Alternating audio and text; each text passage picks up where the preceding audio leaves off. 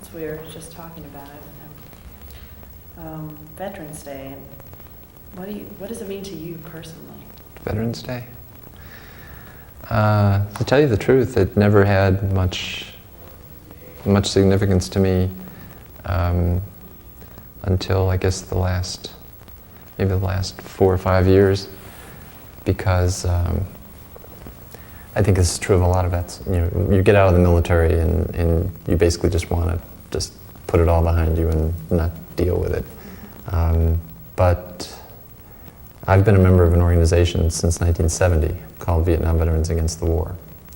The national office is located in Chicago, and I reconnected with them. I had been in Australia teaching for a while, and I reconnected with them back in 1984, 84, 85. And they have this ceremony up in Chicago every Veterans Day at the Vietnam Veterans Memorial Fountain.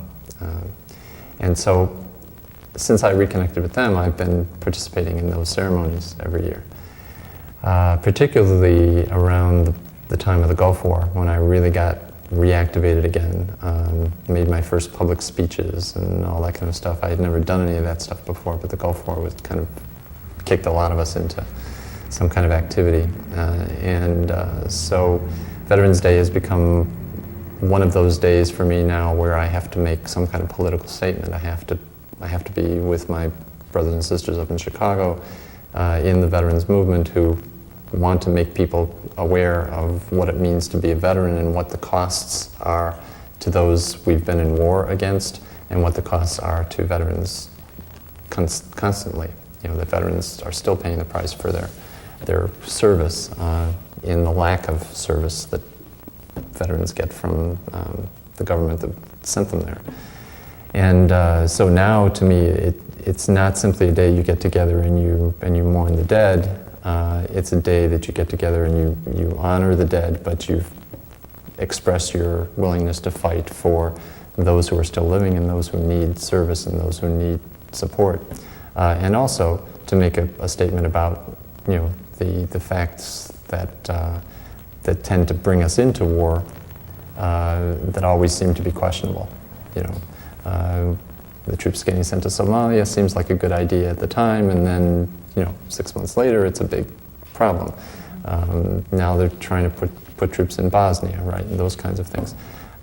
So it's more a day now where it's a day of reflection and political activity, in a sense, to just kind of try to let people know that they shouldn't just be willing to make more veterans. I guess for a lot of us coming out of Vietnam, we thought that with our activity, particularly Vietnam Veterans Against the War, because we started in 1967, and we've had up to 40,000 members in our organization in the early 70s, and included Senator John Kerry from Massachusetts, by the way. But our attitude was that because of our political activity and because of the fact that we were organized and out there in the streets during the Vietnam War, while that war was still going on, that we would be effective in making sure there would be no more veterans. And the thing that continually bothers us is that there are other generations of veterans now. We have veterans in our organization from Grenada. We have veterans in our organization from Lebanon. We have veterans connected with us and attached to our organization from the Gulf War. Right? So it seems that every conflict produces more veterans with the problems that all veterans have, but more veterans who come out and are looking for some group that they can identify with that raises questions about what their conflict was about and wants to try to make sure that nobody else goes. And so that's what Veterans Day means to me right now. It's I'll be going to Chicago this year and participating in those activities again. Do you think that the mission of Vietnam Veterans Against the War and your personal mission, are they very similar? Yes, definitely. We consider ourselves a peace and justice organization. We are particularly, obviously, focused on veterans' issues and veterans' rights, but we don't limit it to that. We're not a service organization like the VFW or the American Legion and so on. We are more interested in attaching to our concern for veterans a critical perspective on the structures that send people to war, the decision-making process, who the people in government are, and just raising questions about, isn't it kind of funny that this seems to happen all the time? And then you worry about the veterans after they've come home. Why not try to deal with it before veterans are even made? And so we're more concerned with a critical understanding and a critical attack in some ways over that structure, and try to challenge things as much as possible.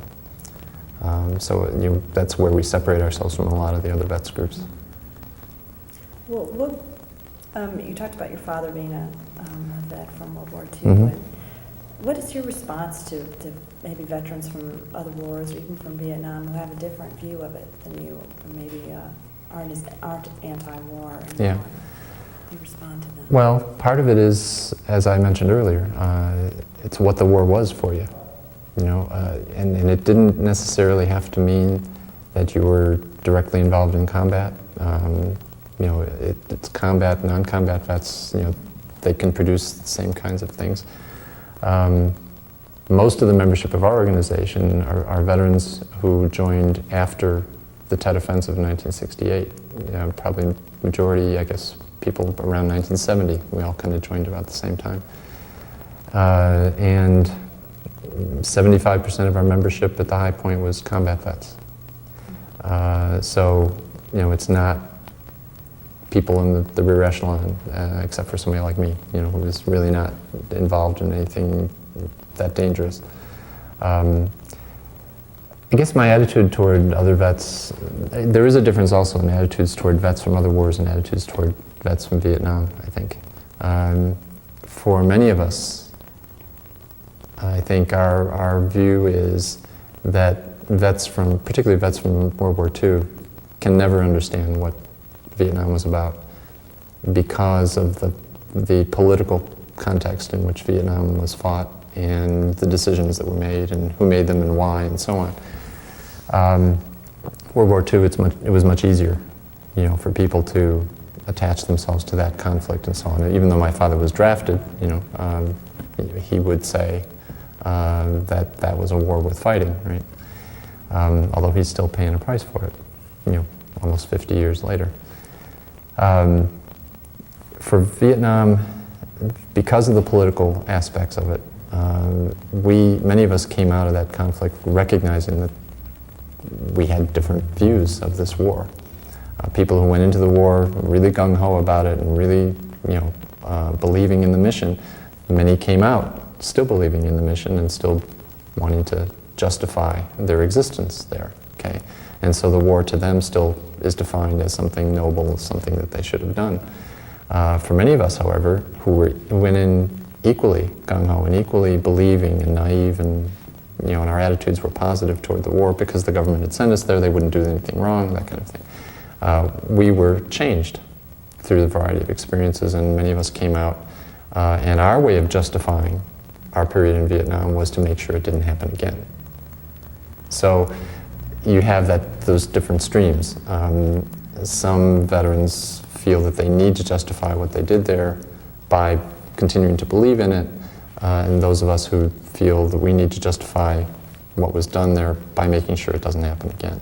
And so there's that kind of distinction. There's also a connection, I think, with the Vietnamese people that's different within different vets. We tend to see that war as a war of the Americans against the Vietnamese people as a whole. The vets who tend to be pro-war or don't question the war as much basically see it as they were there defending one country against another country and so on. So there's a lot of elements that go into making up, whether you're an anti-war vet or whether you're a vet that still believes that war should have been fought, and you'll hear guys say that they would go again and all that kind of stuff. And so we tend to, I always tell my students, you can get 10 Vietnam vets in a room and you'd have 10 different views on the war and what should be done and what their lessons were coming out of it.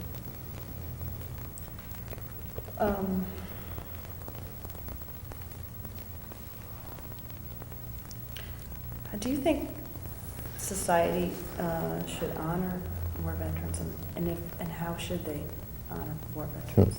I know there's still a continuation of veterans, but Sure. Well, two things that go back to some things I mentioned earlier.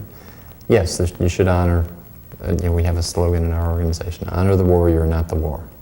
Okay. And when you send people off to do a job,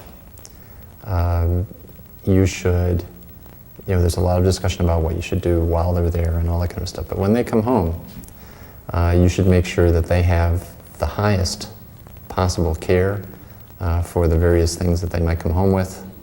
The families, if they're vets that don't come home, the families should be taken care of. There is a responsibility, I feel, that the government and the society as a whole has toward people that are sent into conflicts to do a job that they may not understand and may not have any feeling about one way or the other.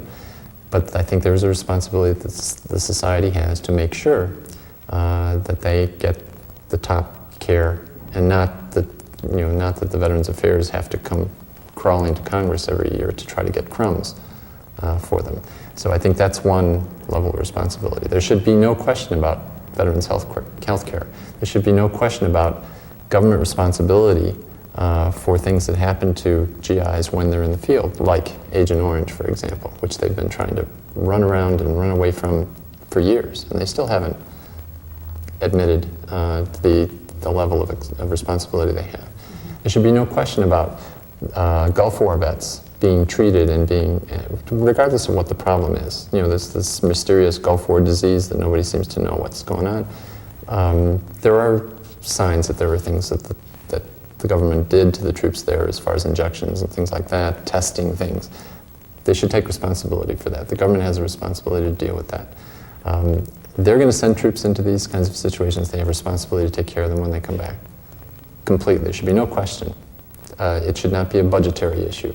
It should be something, whatever they need, they get. That's, it's a fundamental thing. Beyond that, society has a responsibility to, and this is a responsibility to people who are not vets yet, a responsibility to raise serious questions about any time American military forces are committed to any kind of conflict. And unfortunately in this country, we tend not to think about those things until the troops are there and they're having all these problems with getting material and so on. And then everybody worries about it afterwards. And then when they come home, people feel good, and then they forget about them, right? So I think there's a responsibility after they come home to take care of them.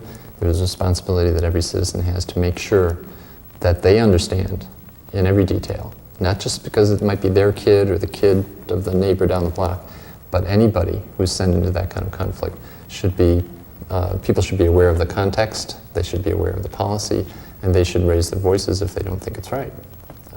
Because that's, we don't want to produce more veterans, that's the reality.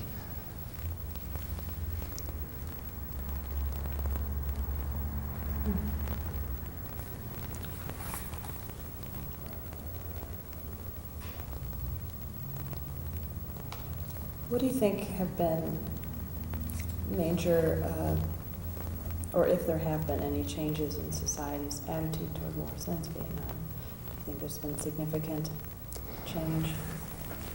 Yeah, I don't know about significant. I think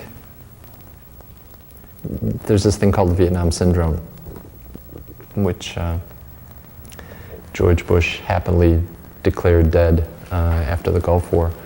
The reality is that the Gulf War proved that the Vietnam Syndrome still existed, and the Vietnam Syndrome is still there in the attitudes around Somalia and around Haiti and around Bosnia. What the Vietnam Syndrome simply means is that because of Vietnam, as a result of the questions that were raised about that conflict, Americans in general, it's hard to make a generalization like that, but I think there's a general attitude that they want to be more careful about committing American troops into conflicts, right?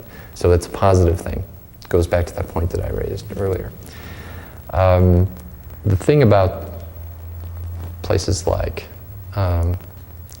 Lebanon, Grenada, Panama, Gulf War, right? Somalia is a little different thing. But those other things are relatively short conflicts. You get in, you get out, you do what you're told to do. Still not justifying them because I was against all of those too. But people tend to, it happens so fast and people don't even think about it. You know, so you have questions about Panama only coming out 4 years, 5 years after the thing's over. That makes me a little nervous.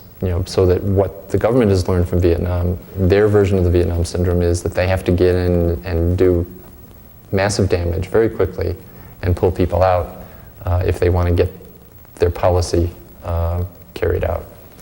They can't afford, and they were very open about this during the Gulf War, they can't afford to have troops for long periods of time in conflict situations because they'll lose popular support, right? If the Gulf War had lasted even 4 or 5 weeks longer, the support that had existed in that war would have been breaking down. Okay, because there was no support there in the first place. We were involved in anti-war demonstrations here in this town before the Gulf War, before the war actually started. So from August to January, August of '90 to January of '91, you had popular opinion in this country pretty much split over whether or not the U.S. should go to war. Once the bombs start dropping, then everybody, not everybody, but the majority seems to coalesce around government policy. That's the way it always works. It's a rallying around kind of process. So I think that out of Vietnam, people have learned different lessons. That maybe the country as a whole is, for the most part, got a little bit more mature. I don't want to blow that up too much because they're still sending troops, but a little bit more mature about the whole issue of sending troops into battle. That was why Somalia was so popular, because it wasn't going to be a battle. It was just going to be giving food to people, right? But the government on the other side has learned that if they're going to engage troops in conflicts, it needs to be quick, it needs to be massive force, and it needs to be as few American casualties as possible, because unfortunately everybody knows Americans don't care about other people dying. So those are the kind of lessons I think people have gotten from Vietnam, and I think that's what's changed the society a little bit. It hasn't changed far enough as far as I'm concerned. When you reflect on your war experiences today, do you think that you gained anything? Oh, that's a hard one. Gained anything? I guess I look at people who. This may be contradictory. I look at people who didn't have that experience, and this is not a thing against draft dodgers or anything like that, because we all supported them too. But people who didn't have that experience, which would allow them to have serious questions about what government does. I see that that's what I've gained. A cynicism, a skepticism, an awareness of the need to be critical of government policy. You find a lot of vets, whether they're anti-war or pro-war, a lot of Vietnam vets will just say they don't believe anything the government says about anything anymore. And I think that may sound weird, but it's a positive thing. Because the alternative is to just believe everything the government says and just go on down the road and just do what they want you to do. It ends up later that you find out it wasn't a very good thing. So I think that what I gained out of it was that kind of experience, and also I think my experiences did give me a commitment to make some changes that I wouldn't have had if I hadn't gone through this. I wouldn't have been able to talk about it. I wouldn't have been able to have it a part of my life. And I use it, frankly, I use it in classes. I use the experience in classes to try to get people to think about these things, to raise questions in their own heads about what government does, what policymakers do, and who they are, and why they send people off to do these jobs. So I think those are things I gained. And I learned how to speak Chinese.